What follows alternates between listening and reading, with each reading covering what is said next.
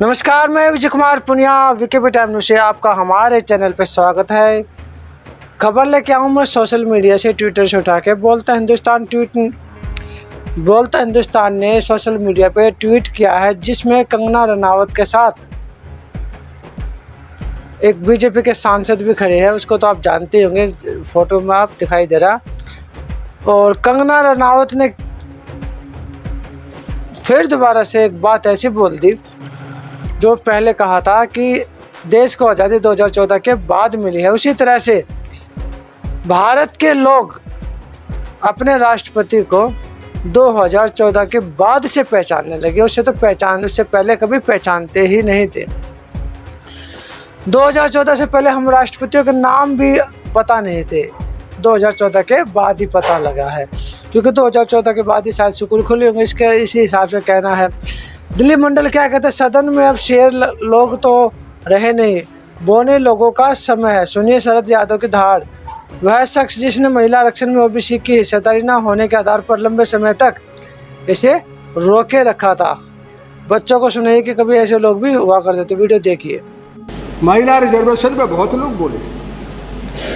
मैं अंत में अपनी बात को समाप्त करके इस बात को मैं कहना चाहूँगा, मित्रों, इसी देश में दुर्गा बनाते हैं, हम सीता बनाते हैं, काली बनाते हैं, सावित्री बनाते हैं।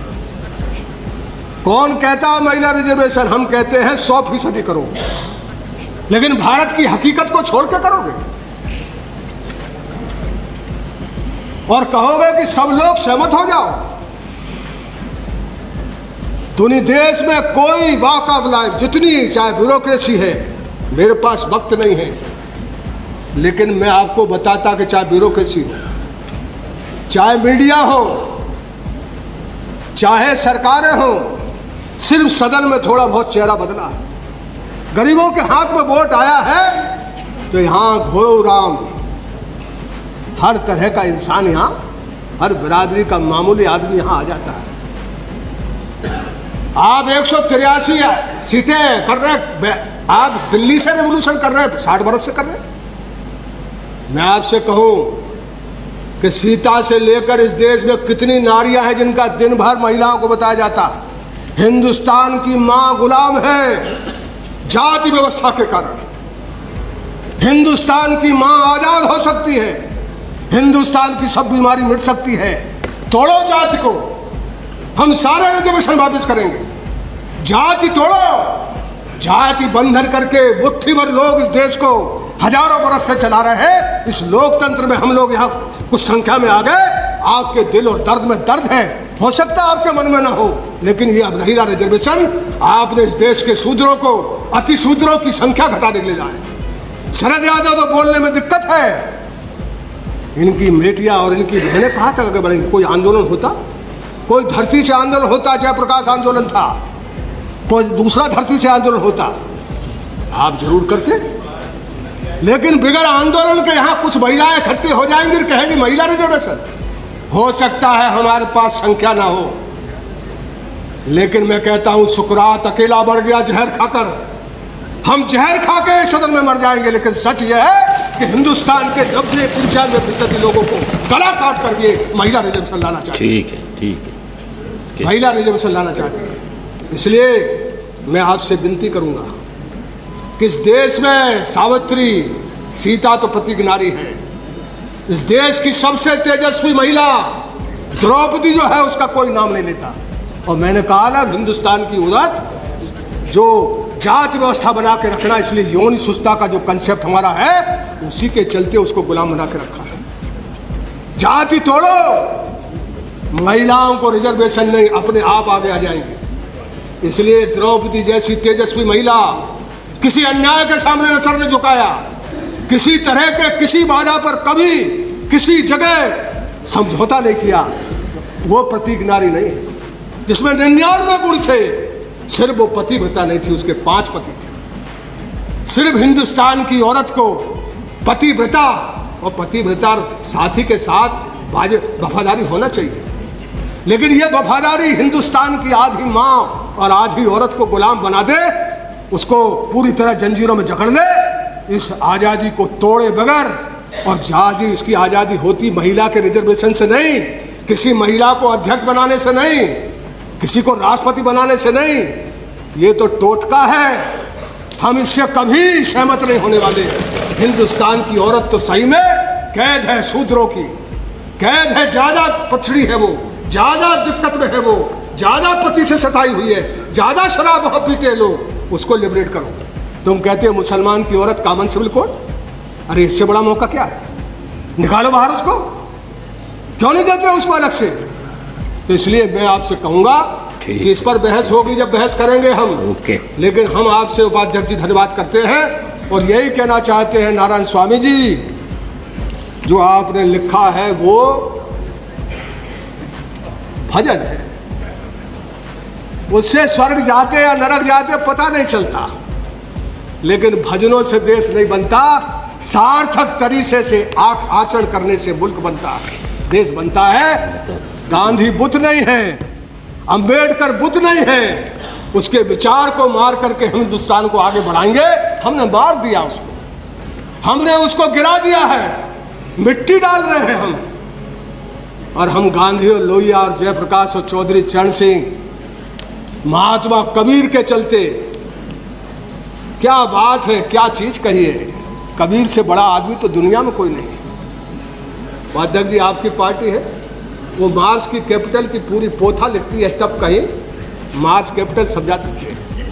कबीर एक सेंटेंस में कह देता है, साधु इतना पाइए जामे कुटुंब समाए, मैं भी भूखा न रहूं, साधु न भूखा। ठीक है, ठीक। दास कैपिटल क्या कह रही है? धन्यवाद।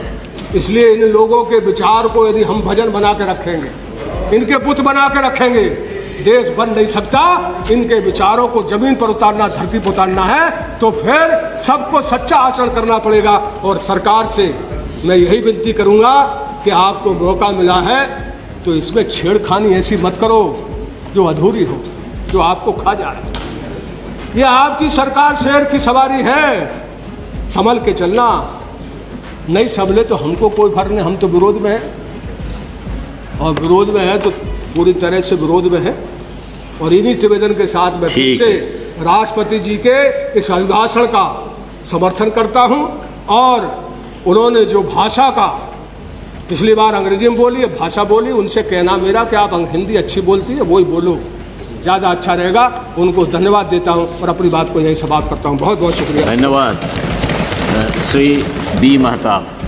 चलिए आगे बढ़ते हैं।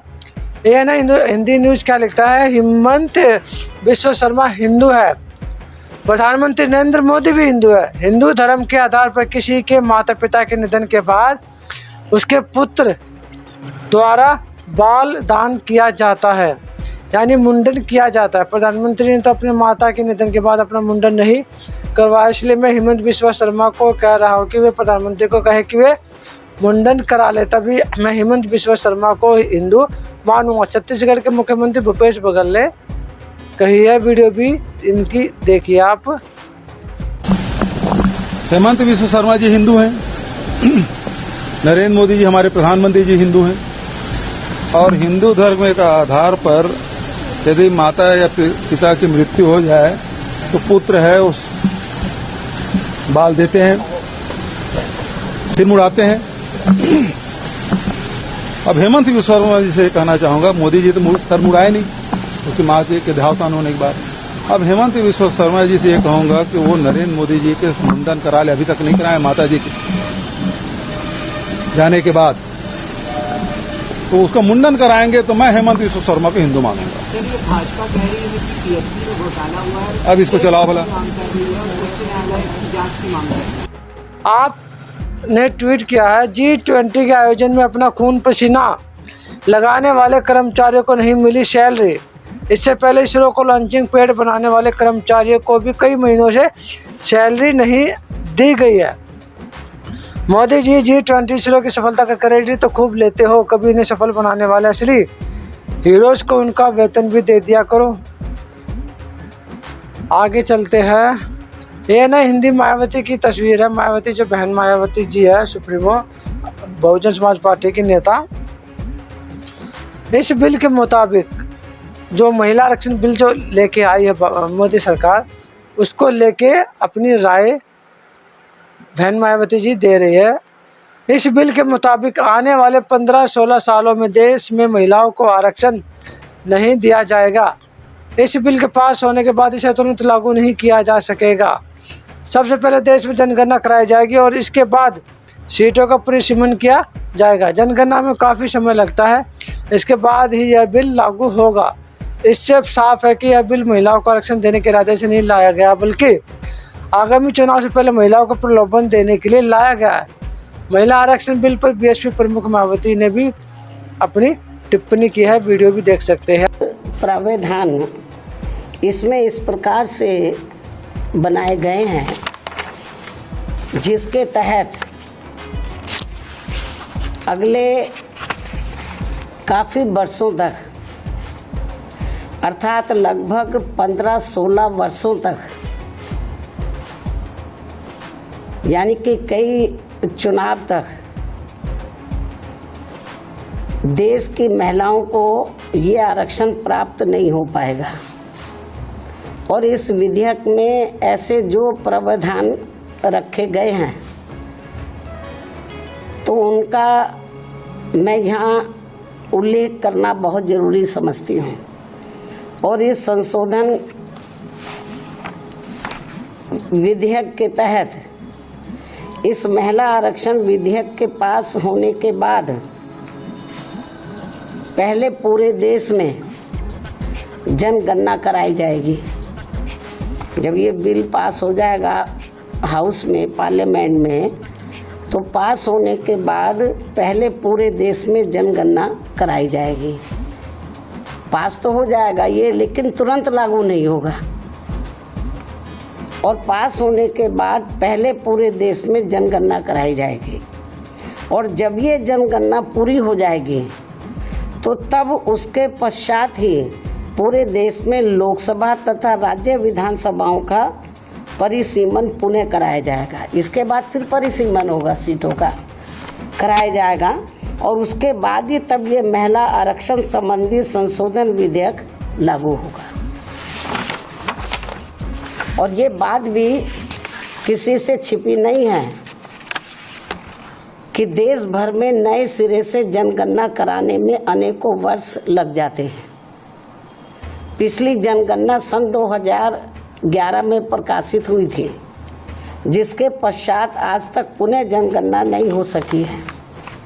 ऐसी स्थिति में संविधान संशोधन के तहत इस नई जनगणना में, जिसमें अनेकों वर्ष लग जाएंगे, तो तब फिर उसके बाद ही पूरे देश में परिसीमन का कार्य शुरू किया जाएगा, जिसमें भी अनेकों वर्ष लग जाएंगे। और इस परिसीमन के पश्चात ही तब फिर ये महिला आरक्षण विधेयक लागू होगा। जबकि 128वें संशोधन विधेयक की सीमा ही 15 वर्ष रखी गई है। इस प्रकार से ये स्पष्ट है कि ये संशोधन विधेयक वास्तव में महिलाओं को आरक्षण देने की साफ नीयत से नहीं लाया गया है,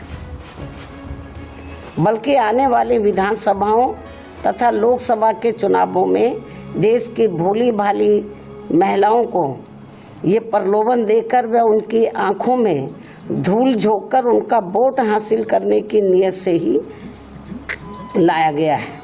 आप वीडियो को देखने के बाद दिलीप मंडल ने भी ट्वीट किया, अभी जो महिला बिल है उसमें 33% आरक्षण, महिला आरक्षण में SC/ST को कोई सीट नहीं दी जा रही। अब तक जो SC/ST आरक्षण लागू है उसी में इन वर्गों की महिलाओं को एडजस्ट किया जा रहा है। ये अन्याय है। 33% महिला आरक्षण में SC/ST का हिस्सा होना चाहिए। दिलीप मंडल ने भी अपनी राय दी है इसमें। हंसराज मीणा क्या लिखते हैं, मध्य प्रदेश के अनूपपुर के ग्राम जमूड़ी में सड़क दुर्घटना के दौरान पिकअप की टक्कर से 60 वर्षीय आदिवासी बुजुर्ग भोमा सिंह की तत्काल मौत हो जाती है और बाइक चला रहा साथी बरनू सिंह गोंड घायल हो जाता है। वहां बीजेपी मंडल अध्यक्ष गणेश दीक्षित पहुंचता है और घायल आदिवासी व्यक्ति को बचाने की जगह चप्पलों से मारपीट करता है। ये बेहद शर्मनाक है। CM चौहान शिवराज जी बताए, क्या यही बीजेपी का आदिवासी के प्रति असली चेहरा है क्या, गणेश दीक्षित के विरुद्ध कठोर कार्रवाई होनी चाहिए। वीडियो बीच में दिखाई गई, देखिए वीडियो।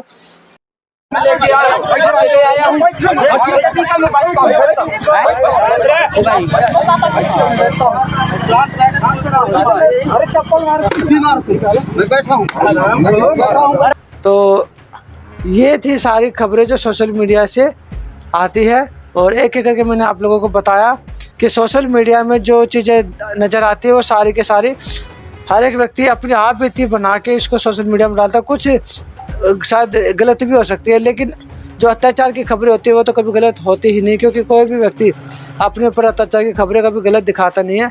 तो मैं Vijay Kumar Punia, VK time news. Video को शेयर कीजिए, लोगों तक जरूर पहुंचाएं, और चैनल को दब के सब्सक्राइब जरूर कीजिए।